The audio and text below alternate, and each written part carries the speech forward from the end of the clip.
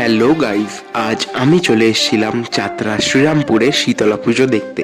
আমাদের শ্রীরামপুর শহরটাকেও ঘিরে রয়েছে নানান ঐতিহাসিক এবং অলৌকিক সব কাহিনী। চাতরার এই শীতলা মায়ের মন্দিরটি প্রায় 200 বছরের পুরনো। পুরাণ মতে সেই সময় গুটি বসন্ত রোগের প্রকোপ এতটাই ছিল যে সেটা ধীরে ধীরে মহামারীর রূপ নেয়।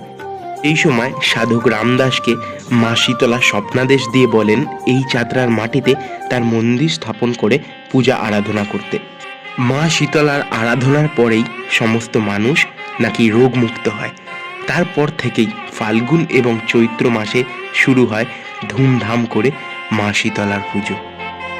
মা শীতলা অর্থাৎ চাতরার রানী মায়ের পুজোতে শুধু চাতরাবাসী নয়, দূর দূরান্ত থেকেও লোক ছুটে আসে মায়ের দর্শন করার জন্য।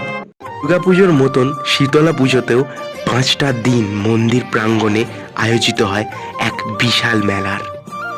নানান রকমের খাবারের দোকান থেকে শুরু করে রকমারি জিনিস এবং আলোয় আলোকিত হয়ে ওঠে এই চাতরা এলাকা।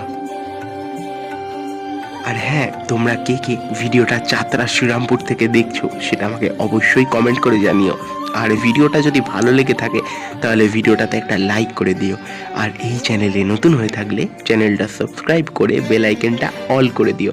দেখা হচ্ছে আরও কোনো নতুন একটা ভিডিওতে। ততক্ষণের জন্য বাই বাই।